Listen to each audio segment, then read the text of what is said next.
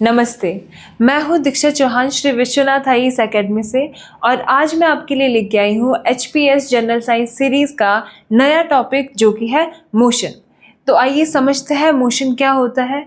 किसी भी ऑब्जेक्ट को मोशन में तभी माना जाएगा जब वो अपनी लोकेशन यानी स्थिति चेंज करता है विद रिस्पेक्ट टू सराउंडिंग। अपने आसपास अगर आप कोई उसे आसपास से दिख रहा है तो ऑब्जेक्ट जो है अपनी स्थिति चेंज करे, पोजीशन चेंज करे तो हमें मालूम पड़ जाता है कोई भी ऑब्जेक्ट मोशन में है। तो रेस्ट क्या हुआ? रेस्ट हुआ अगर कोई ऑब्जेक्ट अपनी पोजीशन को, अपनी लोकेशन को चेंज ना करे विद रिस्पेक्ट टू सराउंडिंग, तो वो उस ऑब्जेक्ट को हम बोलेंगे रेस्ट पे। अब विद रिस्पेक्ट टू सराउंडिंग हमने बोला है ना, तो क्या मतलब है इसका कि कोई भी वस्तु अगर किसी ऑब्जेक्ट के हिसाब से वो मोशन में हो सकती है, किसी दूसरे के हिसाब से वो रेस्ट पे भी हो सकती है।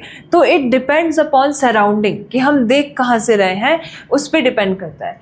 तो इसे हम बोलते हैं frame of reference. Frame of reference होता है ऐसी पोजीशन जहाँ से हम देख रहे होते हैं। वो कोऑर्डिनेट्स, ये एक फ्रेम होती है, एक कोऑर्डिनेट होते हैं उस सिस्टम के जहाँ से उस ऑब्जेक्ट को मेजर किया जाए, उसकी पोजीशन में जो चेंज हो रहा है उसको मेजर किया जाए, उसे हम बोलते हैं फ्रेम ऑफ रेफरेंस। तो फ्रेम ऑफ रेफरेंस को समझते हैं इस एग्जाम्पल से। समझ लो एक बस है और बस एक कांस्टेंट स्पीड से जा रही है, उसमें कुछ पैसेंजर्स बैठे हैं और कोई दो लोग बाहर हैं जो कि बस को देख रहे हैं बाहर से। अब इसके रिस्पेक्ट में ये रेस्ट पे है, इसके रिस्पेक्ट में ये रेस्ट पे है। जो बस के अंदर पैसेंजर है एक दूसरे के रिस्पेक्ट में सारे रेस्ट पे है। ये इसको देख रहा है तो ये रेस्ट पे है, ये इसको देख रहा है ये रेस्ट पे, ये इसको देख रहा है रेस्ट पे। सिमिलरली सारे रेस्ट पे है एक दूसरे के रेफरेंस में, है ना। अगर हम एक जगह से देख रहे हैं तो अंदर वाली, अगर हम फ्रेम ऑफ रेफरेंस अंदर रखें, कोऑर्डिनेट जहाँ से देख रहा है वो अंदर रखे बस के, तो सब रेस्ट पे है। पर अगर यही बाहर वाले लोग, अगर यहाँ पे फ्रेम ऑफ रेफरेंस रखी हुई हो, ये बाहर वाले लोग अगर इन्हें देख रहे हैं, इनके हिसाब से ये मूव कर रहे हैं आगे की ओर, तो इनके हिसाब से ये ऑब्जेक्ट्स आगे की ओर मूव कर रहे हैं। और अगर ये बाहर देख रहे हैं, बस वाले बाहर देख रहे हैं, तो इनको बाहर वाले जो है वो पीछे वाले डायरेक्शन में जाते हुए दिखेंगे। जैसे हम बस में जाते हैं तो हमें पेड़ जो भी बाहर खड़ा है वो हमें दिखेगा पीछे की ओर जा रहा है।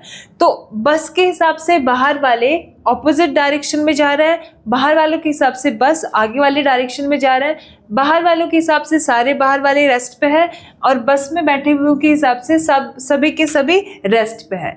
तो ये डिपेंड करता है सराउंडिंग पे या फिर उन कोऑर्डिनेट्स पे जहाँ से हम मेजर कर रहे हैं किसी भी ऑब्जेक्ट को, तो उसे कहते हैं फ्रेम ऑफ रेफरेंस।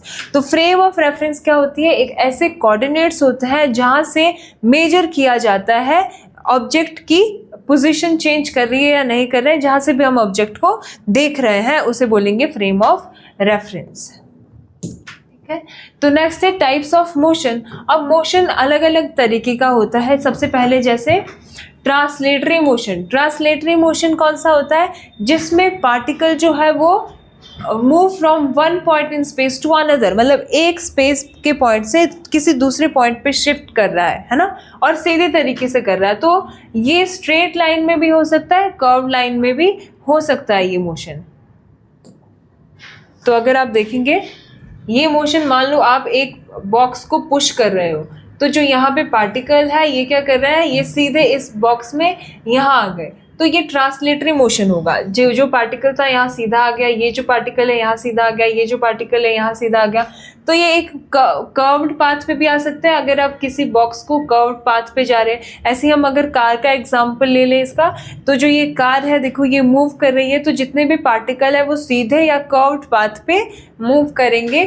इसको बोलेंगे ट्रांसलेटरी मोशन, मतलब एक पार्टिकल जो है वो एक पॉइंट से दूसरे पॉइंट पे शिफ्ट कर जाए या ट्रांसलेट कर जाए, है ना, मूव कर जाए, उसे हम बोलेंगे ट्रांसलेटरी मोशन। एग्जाम्पल क्या है इसका? Motion of car. दूसरा मोशन है रोटेटरी मोशन। रोटेटरी मोशन क्या होता है? जब बॉडी क्या करती है, कॉन्सेंट्रिक सर्कल्स में, कॉन्सेंट्रिक सर्कल मतलब जिनका सेंटर सेम हो, जिनका सेंटर सेम हो, ऐसे सर्कल्स में मूव करती है। ये कोई बॉडी है, अगर हम अंदर वाले पार्टिकल देखें, फिर उससे बाहर वाले, फिर उससे बाहर वाले, फिर उससे बाहर वाले, इसी तरह से कॉन्सेंट्रिक सर्कल्स बन जाएंगे जिनका सेंटर सेम है ना। तो जो ये पार्टिकल है ये कॉन्सेंट्रिक सर्कल में मूव कर रहे हैं अबाउट एक्सिस ऑफ रोटेशन, और एक एक्सिस है जो बिल्कुल इनके सेंटर से जा रही है, उस एक्सिस ऑफ रोटेशन के अबाउट ये मूव कर रहे हैं, सारे के सारे पार्टिकल रोटेट कर रहे हैं, तो उसको हम बोलेंगे रोटेटरी मोशन। ठीक है, तो इसमें कॉन्सेंट्रिक सर्कल्स आ जाता है, यहाँ पे बिल्कुल सीधा सीधा पार्टिकल मूव करते हैं ट्रांसलेटरी में, या फिर कर्व पे मूव करेंगे पर जाएंगे एक पोजीशन से दूसरी पोजीशन में शिफ्ट करेंगे। ठीक है, और यहाँ पे एक ही एक्सिस, यहाँ पर बॉडी पूरी मूव नहीं करी, यहाँ पे एक एक्सिस के अबाउट ही बॉडी रोटेट की करी जा रही है, जैसे रोटेशन ऑफ अर्थ, वो हो गया रोटेटरी मोशन। तीसरा मोशन होता है वाइब्रेटरी मोशन, या इसको ऑसिलेटरी मोशन भी बोलते हैं, है ना, ऑसिलेटरी मोशन भी बोलते हैं। इसमें क्या होता है, जैसे मोशन ऑफ पेंडुलम, इसमें object to and fro move करता है, मतलब दो पोजीशन पे बैक एंड फोर्थ मूव करते जाता है। दो पोजीशन होती है, एंड की पोजीशन, पहले ये मेन पोजीशन से ये होती है मेन पोजीशन, जब ये रेस्ट पे होगा मेन पोजीशन से एक्सट्रीम पोजीशन पे जाएगा, फिर दूसरी एक्सट्रीम पोजीशन पे जाएगा। तो दो एंड्स के बीच में जब ऑब्जेक्ट आपका वाइब्रेट करेगा या ऑसिलेट करेगा, उसे हम बोलते हैं ऑसिलेटरी या वाइब्रेटरी मोशन। ठीक है, ये दोनों बोलते हैं। तो बैक एंड फोर्थ या टू एंड फ्रो के बीच में जो मोशन है वो होता रहे पार्टिकल का, उसे बोलेंगे वाइब्रेटरी मोशन। ठीक है, तो इसका एग्जाम्पल है पेंडुलम, या आप बोल सकते हो जैसे स्विंग, झूला झूलता है ना, तो झूला भी जो एग्जाम्पल है वाइब्रेटरी मोशन का है। अच्छा, वाइब्रेटरी और ऑसिलेटरी के बीच में अब डिफरेंस क्या है, वाइब्रेटरी और ऑसिलेटरी कैसे एक दूसरे से डिफरेंट हो जाएंगे? तो वाइब्रेटरी मोशन में फ्रीक्वेंसी ज़्यादा हो जाती है, फ्रीक्वेंसी बहुत बढ़ जाती है, और ऑसिलेटरी में कंपैरेटिवली ऑसिलेटरी में फ्रीक्वेंसी कम रहती है। फ्रीक्वेंसी क्या होती है? अब फ्रीक्वेंसी होती है number of vibration completed in 1 second, 1 second में कितनी वाइब्रेशन कंप्लीट कर रहा है। ये कोई पेंडुलम है, ये इसकी मेन पोजीशन है, इसकी वाइब्रेशन कब होगी, ये एक पोजीशन पे गया हाईएस्ट पॉइंट पे, फिर वापस आया, फिर एक्सट्रीम पे गया, दूसरे एक्सट्रीम पे, फिर वापस आया, ये एक वाइब्रेशन पूरी हुई। तो एक ऑब्जेक्ट धीरे धीरे ऐसे जा रहा है, ये एक वाइब्रेशन, ये दूसरी वाइब्रेशन, ऐसे कंप्लीट कर रहा है, तो ये हुआ ऑसिलेटरी मोशन। वाइब्रेटरी मोशन कब हो जाएगा, जब फ्रीक्वेंसी बढ़ा दो। अब इसको तेज तेज तेज तेज करो तो ये वाइब्रेशन में आने लगेगा, है ना। तो जब फ्रीक्वेंसी हाई हो जाती है तो वाइब्रेशन बोलते हैं, और जब कम होती है तो ऑसिलेटरी बोलते हैं, पर दोनों होते दो एंड्स के बीच में ही है। जैसे ऑसिलेटरी में आप पेंडुलम बोल सकते हो, वाइब्रेटरी में आप बोल सकते हो जैसे गिटार स्ट्रिंग होती है ना, गिटार स्ट्रिंग को जब स्ट्रम करते हैं तो वो कैसे वो वाइब्रेट करती है तेज तेज, उसकी फ्रीक्वेंसी बढ़ जाती है ना। तो ये होगा वाइब्रेटरी मोशन। फिर अब दो तरह की फिजिकल क्वांटिटीज होती है। फिजिकल क्वांटिटीज क्या होती है, मेजरेबल क्वांटिटी, जिनसे हम किसी भी मेजर कर सकते हैं, जिनको हम किसी ना किसी चीज़ से, जैसे हमारे पास डिस्टेंस है, डिस्टेंस को मीटर से, लेंथ आप उसकी मेजर कर सकते हो। ठीक है, जैसे आपके पास भार है, मास है, मास को आप किलोग्राम से मेजर कर सकते हो। तो ऐसी फिजिकल क्वांटिटी जिनको मेजर किया जा सके किसी ना किसी चीज़ से, उनको बोलते हैं फिजिकल क्वांटिटीज। तो फिजिकल क्वांटिटीज दो तरह की होती है, स्केलर और vector physical quantity. Scalar quantity सबसे पहले कौन सी होती है? स्केलर क्वांटिटी ऐसी फिजिकल क्वांटिटी होती है जिनमें सिर्फ मैग्नीट्यूड होता है एंड नो डायरेक्शन, डायरेक्शन नहीं होती है, खाली मैग्नीट्यूड होता है। मैग्नीट्यूड मतलब कोई न्यूमेरिकल वैल्यू होगा बस दिया हुआ। ठीक है, जैसे अभी अच्छे से समझेंगे तो जैसे एग्जाम्पल ही ले लेते हैं। इसकी एग्जाम्पल क्या है? सबसे पहले mass, speed, distance, time, volume, density, temperature, ये सारी की सारी स्केलर क्वांटिटीज होती है। जैसे आप ले लो टेम्परेचर, टेम्परेचर कितना होगा? आपको बोला 30 डिग्री सेल्सियस या 273 केल्विन, तो ये सिर्फ न्यूमेरिकल वैल्यू है, कोई डायरेक्शन तो नहीं है ना इनकी। टेम्परेचर 30 डिग्री कौन सी डायरेक्शन में, अपवर्ड, डाउनवर्ड, है ना, ऐसा कुछ नहीं है इसके साथ में। वैसे ही अगर आप देखोगे मास को, है ना, मास को अगर देखोगे आप, ये भी एक न्यूमेरिकल वैल्यू होती है, 3, 4, है ना। तो इसमें 3 kg, 4 kg, इसमें भी कोई आपके पास में डायरेक्शन नहीं होती है गिवन, ठीक है। तो ये जो सारी की सारी है इनका सिर्फ और सिर्फ न्यूमेरिकल वैल्यू होगी, मतलब सिर्फ मैग्नीट्यूड होगा, कोई भी डायरेक्शन नहीं होगी, ठीक है। दूसरी चीज़ है इनका जो एडिशन है, it follow simple rules of algebra. Algebra के सीधे सीधे रूल्स के साथ में इनको, मतलब जो आपका सब्ट्रैक्शन एडिशन होता है वही रूल फॉलो करता है ये। जैसे मान लो 30 आपके पास 30 kg, मान लो आपके पास कोई चावल है, 30 kg चावल है, उसमें 20 kg चावल और डाल दो तो ऐड करके कितने हो जाएंगे टोटल 50 kg। तो simple rule of algebra follow कर रहा है ये, इसमें कोई अब जैसा नॉर्मल आपका सब्ट्रैक्शन एडिशन होता है वही वाले रूल को फॉलो करेगा ये, इसमें कोई स्पेशल रूल नहीं लगता है। तो ये होती है आपके पास स्केलर क्वांटिटीज। फिर आती है वेक्टर क्वांटिटीज। वेक्टर क्वांटिटीज कौन सी होती है? ऐसी physical quantities that has both direction as well as magnitude. Direction भी होगी और मैग्नीट्यूड भी साथ में होगा, मतलब न्यूमेरिकल वैल्यू भी होगी। खाली न्यूमेरिकल वैल्यू से आप इनको डिस्क्राइब नहीं कर सकते, आपको उनकी डायरेक्शन भी देखनी पड़ेगी। तो इसमें जो एडिशन के रूल होता है ये सिंपल रूल्स ऑफ अलजेब्रा नहीं फॉलो करते हैं, इसमें या तो आप triangle law of vector addition use करोगे या फिर पैरेललोग्राम, है ना, law of vector addition use करोगे।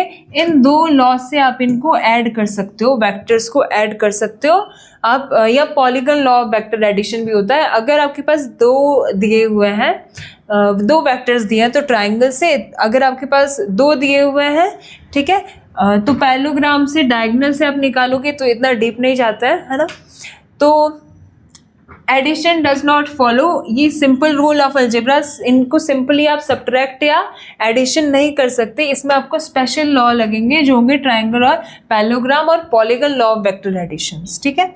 इसके एग्जांपल क्या है? जैसे लीनियर मोमेंटम हो गया, लीनियर मोमेंटम को आप P से डिनोट करते हो, ये भी एक वेक्टर क्वांटिटी होती है। सारी वेक्टर क्वांटिटीज को हम इस तरह से एक कैप लगा के डिनोट करते हैं, एक एरो ऊपर लगाते हैं। जैसे लीनियर मोमेंटम है, इसको स्मॉल p से डिनोट करता है, और ऊपर अगर आप इस तरह से एरो लगा दो तो ये बन गई वेक्टर क्वांटिटी।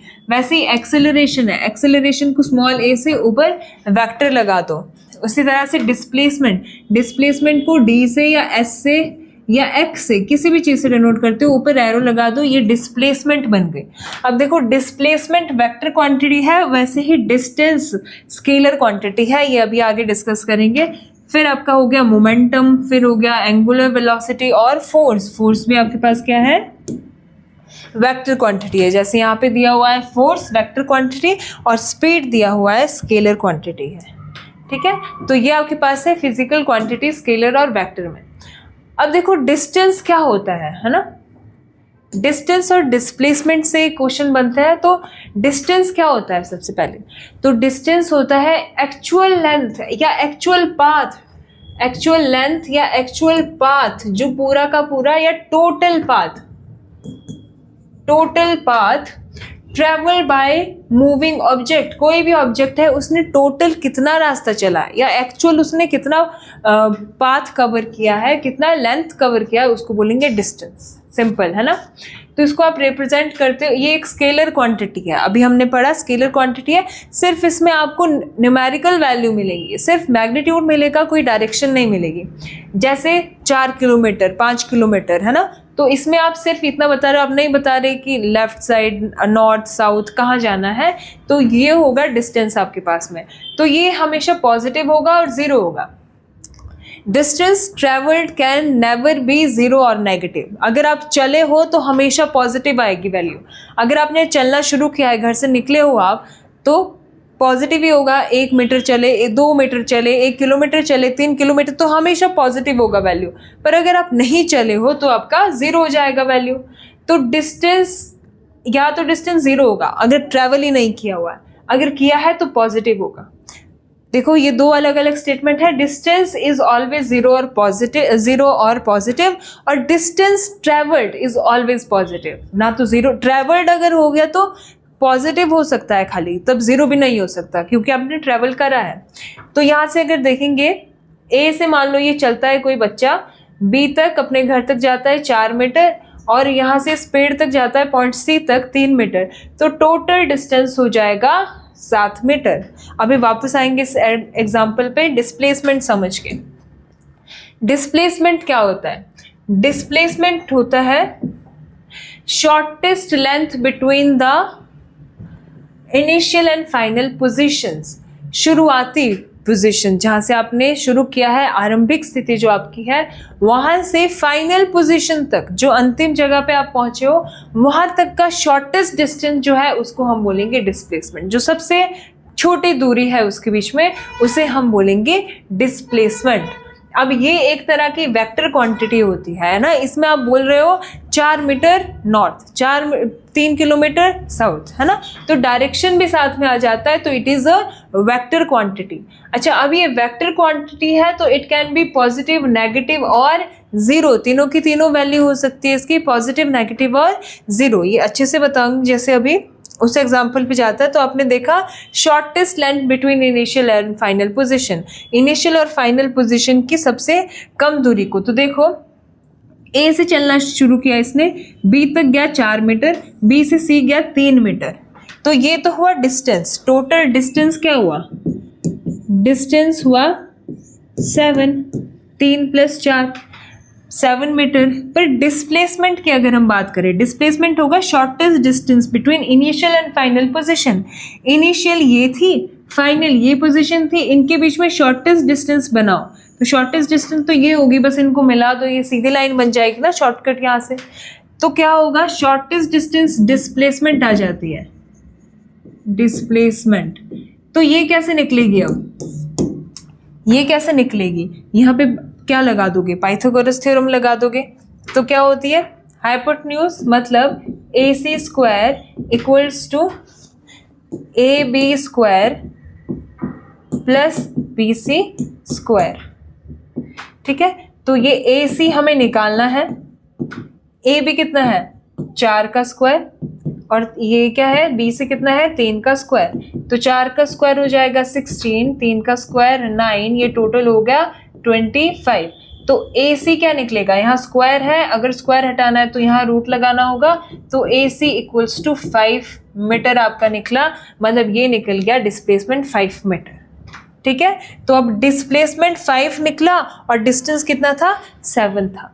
तो याद रखना है डिस्टेंस होगा टोटल पाथ कवर्ड और डिस्प्लेसमेंट होगा shortest distance between initial and final position. तो डिस्टेंस और डिस्प्लेसमेंट एक तरह से डिस्टेंस का ही स्पेशल केस है ना, है तो डिस्टेंस ही, पर स्पेशल केस जब आप उसमें शॉर्टेस्ट डिस्टेंस लेते हैं। जैसे मान लो ये कोई बॉय है, ये ए से चलना शुरू करेगा, बी पे जाएगा 3 मीटर चला, बी से सी पे गया 5 मीटर चला, फिर यहाँ से वापस डी पे आया, ठीक है, फिर डी से वापस ए पे आया, तो कितना डिस्टेंस इसने चला? डिस्टेंस कितना चला? तो डिस्टेंस तो पूरा इसने कितना चला? 3 + 5 प्लस ये भी 3 हो जाएगा, प्लस ये फिर से 5 हो जाएगा, है ना, तो कितना हुआ? 8 और 8 16, है ना, तो टोटल डिस्टेंस हो गया 16। पर क्योंकि ये वापस शुरू इनिशियल पोजीशन पे आ गया, तो इनिशियल और फाइनल के बीच में डिस्टेंस कितना है? अब 0, है ना, क्योंकि इनिशियल पे ही वापस पहुंच गया, तो इसका डिस्प्लेसमेंट क्या हो जाएगा? डिस्प्लेसमेंट क्या हो जाएगा? 0, क्योंकि इनिशियल पे ही वापस पहुंच गया। तो जब भी कोई भी ऑब्जेक्ट अब जहां से उसने चलना शुरू किया है वहीं पे ही वापस पहुंच जाए, तो उसका डिस्प्लेसमेंट हमेशा 0 हो जाएगा। ठीक है, अच्छा, नेगेटिव कैसे होगा? नेगेटिव कैसे होगा इसको एक स्केल से बताती हूँ। अगर मान लो ये है O, इस पे 0 है, यहाँ पे किलोमीटर में ये दिया हुआ है, मान लो किलोमीटर में, ये 1 है, ये 2 है, ये 3 है, 4 5 6 7 8 9, और ये होगा 1 2 3 4 इस तरफ, है ना, ये भी किलोमीटर में ही है। 0 से अगर आपने चलना शुरू किया है इस तरफ और इस तरफ, इस पॉइंट को ले लो A, इस पॉइंट को ले लो B और इस पॉइंट को ले लो C। अब देखो 0 से अगर A तक गया कोई भी इंसान, 0 से A तक गया कोई भी ऑब्जेक्ट, तो क्या होगा? कितना डिस्टेंस चला है वो? 5 किलोमीटर, डिस्टेंस 5 किलोमीटर है। डिस्प्लेसमेंट कितना है? 5 किलोमीटर। शॉर्टेस्ट भी तो यही है ना? शॉर्टेस्ट भी यही है, टोटल भी यही है, तो 5 किलोमीटर होगा यहाँ से यहाँ। अब मान लो ए से भी बी तक गया है आगे, तो यह शुरू से लेके अगर हम देखें कितना डिस्टेंस चला है, 9, और डिस्प्लेसमेंट 9, क्योंकि यही शॉर्टेस्ट है और यही लॉन्गेस्ट है ना, इससे छोटा हो ही नहीं सकता कोई डिस्टेंस, तो यहाँ से यहाँ 9 चला है। अब मान लो वो बी से वापस ए पोजीशन पे आ गया, बी से वापस ए पोजीशन पे आ गया, तो डिस्टेंस कितना गया? यहाँ से यहाँ 9 और यहाँ से वापस 4, 9 और 4 13। अभी डिस्टेंस कितना हो गया? डिस्टेंस हो गया 13। और डिस्प्लेसमेंट कितना हो गया? डिस्प्लेसमेंट कितना हो गया? Shortest distance between initial and final. अब वो यहां जाके यहां वापस आ गया है, इनिशियल ये है, फाइनल तो ये आ गई क्योंकि यहां वापस आ गया, तो इनिशियल और फाइनल के बीच में कितना डिस्टेंस है? 5 का, तो 5 आ गई यहाँ पे डिस्प्लेसमेंट। सिमिलरली अगर वो वापस आ जाए, 0 से लेके वो 9 तक गया, 9 से वापस 0 यहाँ पे आ गया, O तक आ गया, तो डिस्टेंस तो आपका 9 + 9 18 हो गया, पर डिस्प्लेसमेंट 0 हो गया क्योंकि इनिशियल पोजीशन पे वापस आ गया। तो shortest distance between initial and final is 0, क्योंकि इनिशियल पे ही वापस पहुंच गया है। अभी अगर वो ऑपोजिट डायरेक्शन में चलना शुरू कर दे ऑब्जेक्ट, O से वो C पे जाए, O से अगर वो C पे गया है, तो डिस्टेंस कितना हो जाएगा?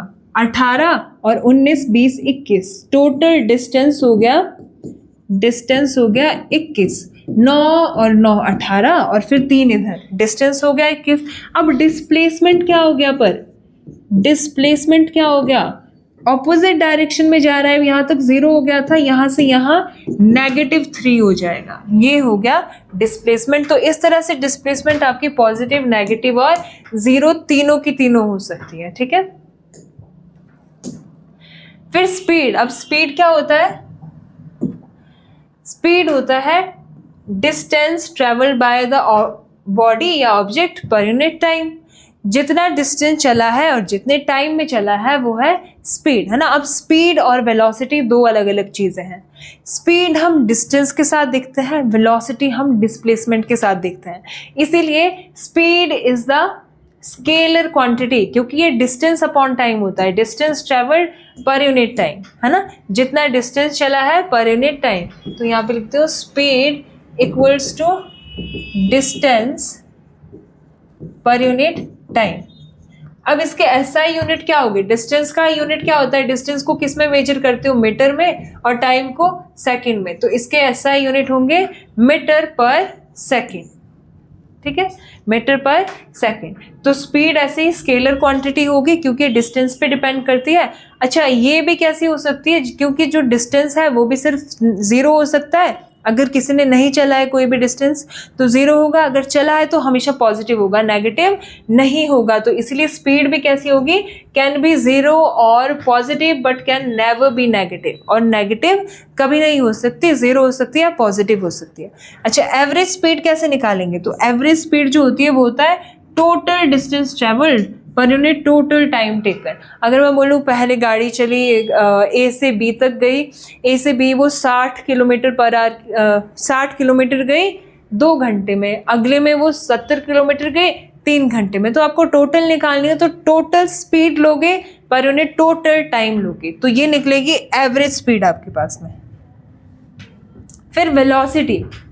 वेलोसिटी क्या होता है? अभी मैंने बताया आपको, it is the total displacement, है ना। ये हो गए डिस्प्लेसमेंट पर यूनिट टाइम। तो जो वेलोसिटी होती है वो डिपेंड करती है डिस्प्लेसमेंट पे, तो ये होगा डिस्प्लेसमेंट पर यूनिट टाइम, ठीक है। डिस्प्ले देखो यूनिट सेम होएगा क्योंकि डिस्प्लेसमेंट भी मीटर में ही मेजर करता है, टाइम सेकंड में, तो मीटर पर second. Velocity of body is a vector quantity, क्योंकि डिस्प्लेसमेंट पे डिपेंड करती है और डिस्प्लेसमेंट एक वेक्टर क्वांटिटी है, तो वेलोसिटी भी वेक्टर क्वांटिटी हो गई। इट कैन बी, ये पॉजिटिव भी हो सकती है, नेगेटिव भी हो सकती है और जीरो भी हो सकती है, क्योंकि डिस्प्लेसमेंट भी तीनों वैल्यू आपको देता है। अच्छा, ये ध्यान रखना है। फिर एवरेज वेलोसिटी क्या होती है? एवरेज वेलोसिटी होती है initial velocity plus final velocity. Average velocity कैसे निकालते हैं? मान लो एक ऑब्जेक्ट रेस्ट पे है, या वो मान लो इनिशियली किसी वेलोसिटी से चल रहा है। अगर कोई ऑब्जेक्ट रेस्ट पे है तो उसकी इनिशियल वेलोसिटी होगी 0। अगर वो रुका हुआ है रेस्ट पे है तो उसकी इनिशियल 0 होगी। इनिशियल वेलोसिटी को आप स्मॉल u से लिखते हो, फाइनल वेलोसिटी को आप कैपिटल V से लिखते हो। Initial velocity u, final velocity v, small v। तो मान लो ये रेस्ट पे है तो इसकी इनिशियल वेलोसिटी 0 है। फिर इस पे कुछ फोर्स लगा और ये चलना शुरू कर दिया। चलेगा ये किस स्पीड से? वेलोसिटी इक्वल्स टू, मान लो इसकी 3 हो गई, 3 मीटर पर सेकेंड हो गई इसकी, इस फोर्स से। तो ये इनिशियल, ये फाइनल। तो एवरेज कैसे निकलेगा? एवरेज वेलोसिटी ये प्लस ये डिवाइडेड बाय 2, ठीक है। या फिर आप ऐसा केस ले लो कि दोनों जा रही है, पहले वाली जो थी वो 2 मीटर पर सेकंड से मूव कर रही थी बॉडी, इस पे फिर फोर्स लगा, अब इसकी 2 से बढ़कर 5 मीटर पर सेकंड हो गई। अब भी ऐसे ही निकालेंगे, 2 + 5 डिवाइडेड बाय 2, ये एवरेज वेलोसिटी कैलकुलेट कर सकते हो आप। एक्सेलरेशन, अब एक्सेलरेशन क्या होता है? एक्सेलरेशन होता है, ये भी एक वेक्टर क्वांटिटी है, तो ये वेलोसिटी पे डिपेंड करती है। मतलब it is defined as the rate of change of velocity with time. Velocity जो समय के साथ चेंज कर रही है उसे हम बोलेंगे एक्सेलरेशन, है ना। तो एक्सेलरेशन क्या हो गई?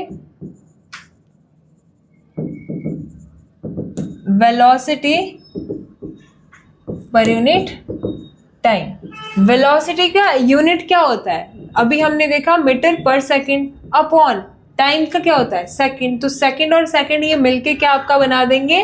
मीटर पर सेकंड स्क्वायर। ये आ जाएगा एक्सेलरेशन का एसआई यूनिट। तो एक्सेलरेशन का एसआई यूनिट क्या होगा? मीटर पर सेकंड स्क्वायर। तो एक्सेलरेशन क्योंकि किस पे डिपेंड करता है? वेलोसिटी पे, and velocity is a vector quantity, इसीलिए आपके पास एक्सेलरेशन भी क्या हो जाएगा? Also a vector quantity, and it can be positive, negative और जीरो। ये भी तीनों के तीनों वैल्यू आपको देती है, पॉजिटिव, नेगेटिव एंड जीरो। तो एक्सेलरेशन कैसे निकालोगे? Change in velocity upon time taken. Change in velocity मतलब इसकी इनिशियल वेलोसिटी अगर कुछ है 3 मीटर पर सेकंड और फाइनल वेलोसिटी कुछ है 6 मीटर पर सेकंड, क्योंकि इस पे कोई फोर्स लगा होगा, तो एक्सेलरेशन कितनी है? और मान लो ये टाइम दिया हुआ, टाइम ये 2 सेकंड में इसने अपनी 3 से 6 वेलोसिटी अटेन कर ली है, तो एक्सेलरेशन क्या होगी? तो एक्सेलरेशन आप लिख सकते हो final velocity minus initial velocity पर यूनिट टाइम, जितना टाइम उसने लिया वो वेलोसिटी अटेन करने में। तो ये आ जाएगा 3/2 मीटर पर सेकेंड स्क्वायर, ये एक्सेलरेशन आ जाएगी, ठीक है। तो ये चेंज इन वेलोसिटी हुआ, final velocity minus initial velocity, इस तरह से कैलकुलेट कर सकते हैं। अच्छा, अब मोशन फिर 2 तरह के भी होते हैं, ठीक है। अगर हम वेलोसिटी के रिस्पेक्ट में देखें, यूनिफॉर्म मोशन और नॉन यूनिफॉर्म मोशन, तो ये सिंपल है। यूनिफॉर्म मोशन होता है अगर ऑब्जेक्ट कवर करता है equal distance in equal interval of time, है ना। इक्वल इंटरवल ऑफ टाइम में इक्वल डिस्टेंस अगर कवर करता है, जैसे डिस्टेंस टाइम, अगर मैं बोलूँ 20 मीटर चला है पहले 2 सेकंड में, फिर 40 मीटर चला है अगले वाले 2 सेकंड में, 4 सेकंड में इसने 40 मीटर चला है, फिर 60 मीटर चला है 6 मीटर में, तो देखो यहाँ से यहाँ कितना गया? 20 मीटर कितने टाइम में? 2 सेकंड में बढ़ी है, इसकी 20 मीटर 2 सेकंड में बढ़ी है। तो इक्वल डिस्टेंस ट्रेवल कर रहा है इक्वल इंटरवल ऑफ टाइम में, तो उसे हम बोलेंगे यूनिफॉर्म मोशन, ठीक है। तो एक कांस्टेंट मोशन से चलेगी, उसमें बिना अपनी स्पीड चेंज किए, ठीक है, एक कांस्टेंट मोशन में चलती रहेगी अगर इक्वल डिस्टेंस चलेगी इक्वल इंटरवल ऑफ टाइम में। नॉन यूनिफॉर्म मोशन कैसा होता है? ये ऐसा मोशन होता है where object cover unequal distance in equal interval of time, जिसमें अनइक्वल डिस्टेंस करता है इक्वल इंटरवल ऑफ टाइम में। इसको भी आप इक्वल इंटरवल ऑफ टाइम में ही देख रहे हो।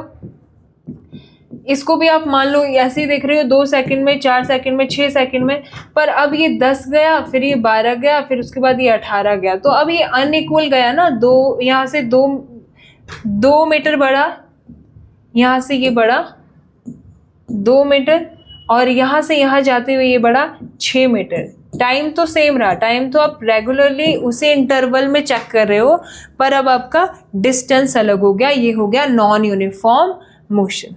ठीक है, चलो अब कुछ एमसीक्यू है, उससे पहले मैं आपको बता देती हूँ थोड़ा। 3 इक्वेशन ऑफ मोशन है, ज़्यादा डीप में नहीं जाएंगे, बस जितना आपको याद रखना है वो रखना है। 3 इक्वेशन है मोशन की, उनको याद रखना है। पहली इक्वेशन है, कोई भी कैलकुलेशन करनी है, क्योंकि आपको इससे रिलेटेड क्वेश्चंस पूछे गए हैं प्रीवियसली, इसीलिए आपको ये ध्यान रखनी है। v equals to u plus a t, एक ये वाली इक्वेशन है फर्स्ट। फिर है s equals to u t plus half a t square, second equation of motion.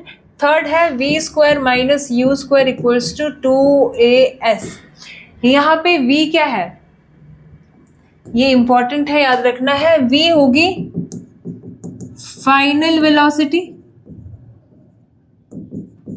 u होगा इनिशियल वेलोसिटी, s है डिस्टेंस, ये डिस्प्लेसमेंट जो भी दिया हुआ है, t होगा टाइम टेकन, और a होगा एक्सेलरेशन। ठीक है, ये 3 इक्वेशन है। दूसरी चीज इनको याद रखना है, यहां से न्यूमेरिकल बन सकता है। ठीक है, तो जैसे अब क्वेश्चन देखते हैं, क्वेश्चन अटेम्प्ट करते हैं।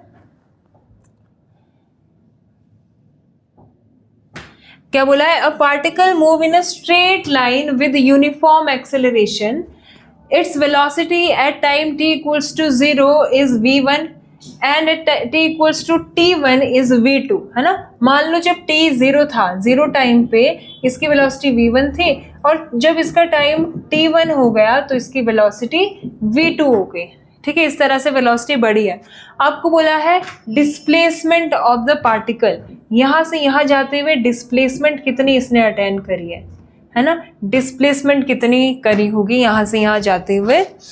तो पहले आपको निकालना है एवरेज वेलोसिटी। क्यों? क्योंकि डिस्प्लेसमेंट किसके बराबर होगी, देखो अब हमने पढ़ा है velocity equals to displacement upon time, तो डिस्प्लेसमेंट हो जाएगी वेलोसिटी इनटू टाइम, यहाँ पे जाके मल्टीप्लाई हो जाएगा, तो डिस्प्लेसमेंट ये हो गई। इसके लिए आपको v की वैल्यू मालूम होनी चाहिए, और v की कौन सी वैल्यू यहाँ पे लगेगी, एवरेज वैल्यू।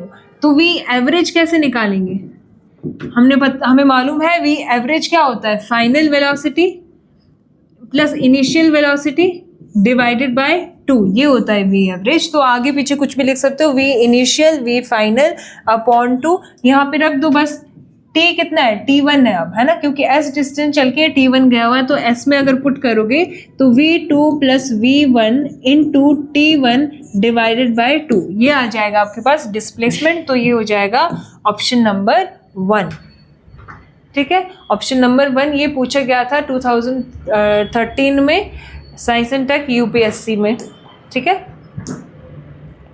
फिर अगला 2015 में पूछा गया है question, Which of the following statement is or are correct regarding an object in uniform circular motion? तो पहले यूनिफॉर्म सर्कुलर मोशन देख लेता है, ये होता है सर्कुलर मोशन। यूनिफॉर्म का मतलब क्या है, यूनिफॉर्म मतलब ये अपनी कांस्टेंट स्पीड में जा रहा है, कांस्टेंट टाइम में, मतलब जो इक्वल डिस्टेंस कवर कर रहा है इक्वल इंटरवल ऑफ टाइम में। अब ध्यान रखना है, बहुत इंपॉर्टेंट चीज़ है कि जब भी यूनिफॉर्म सर्कुलर मोशन होता है, तो देखो ऑब्जेक्ट इस पॉइंट पे, अगर मैं इस पॉइंट पे बात करूं, ऑब्जेक्ट की डायरेक्शन क्या है, ऐसी। अगर नेक्स्ट पॉइंट पे ही आप देखो तो कैसी है डायरेक्शन, ऐसी। डायरेक्शन कैसे निकाल सकते हैं हम, किसी भी सर्कल पे टेंजेंट ड्रॉ करोगे, उस पॉइंट पे उस ऑब्जेक्ट की डायरेक्शन आ जाएगी। ये ऑब्जेक्ट है, इसकी डायरेक्शन कहाँ है, ऐसे। इस पॉइंट पे ऑब्जेक्ट की डायरेक्शन क्या है, ऐसे। इस पॉइंट पे ऑब्जेक्ट की डायरेक्शन क्या है, ऐसे।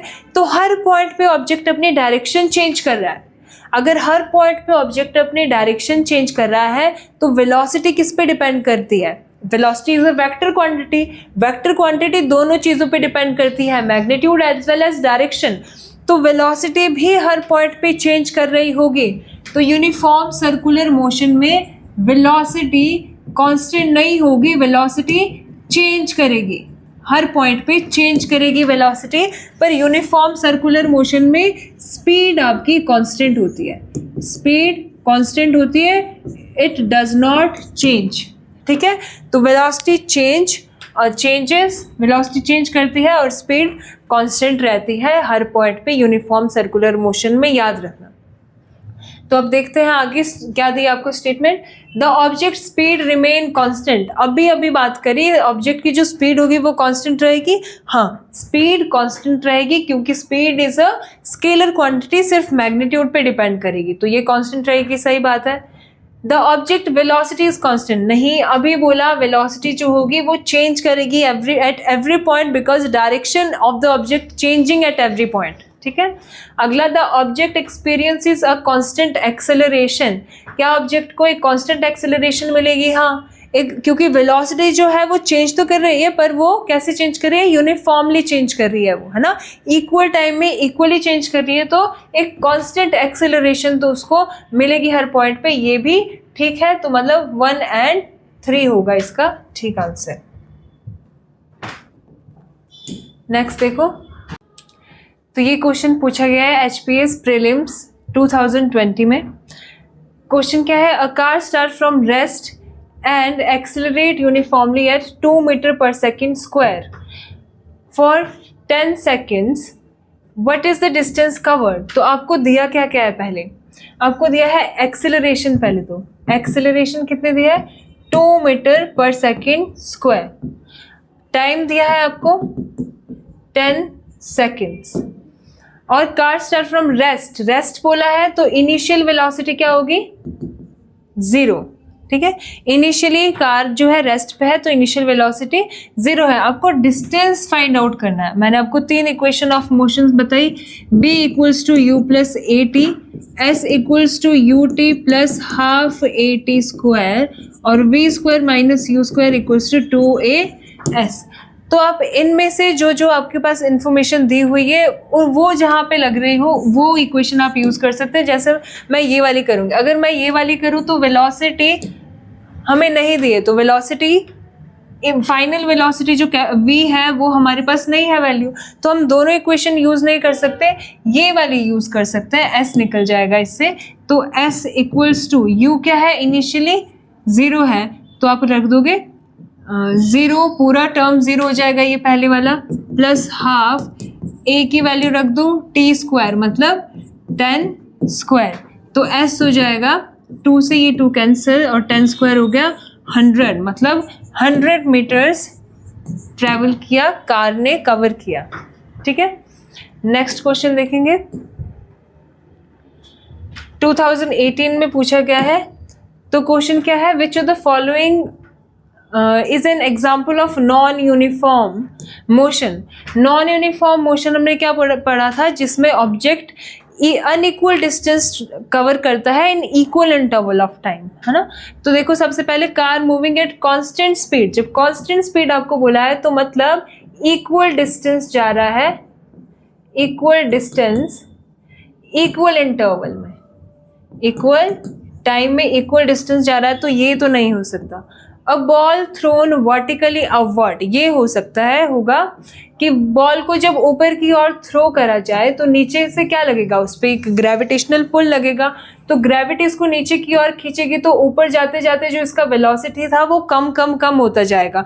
तो वेलोसिटी कम हो रहा है मतलब वेलोसिटी चेंज कर रहा है। वेलोसिटी चेंज कब करता है, जब डिस्टेंस अपॉन टाइम ये पूरा चेंज करेगा, मतलब अनइक्वल डिस्टेंस जा रहा है इक्वल इंटरवल ऑफ टाइम में यहाँ पे, तो ऑप्शन नंबर बी इसका सही होगा। सी देख लेते हैं, train moving at steady speed, steady speed का भी मतलब क्या होता है, कांस्टेंट स्पीड मतलब equal distance in equal interval of time, और bicycle moving at constant speed, फिर से कांस्टेंट स्पीड तो equal distance in equal interval of time, तो ऑप्शन नंबर बी इसका सही आंसर होगा।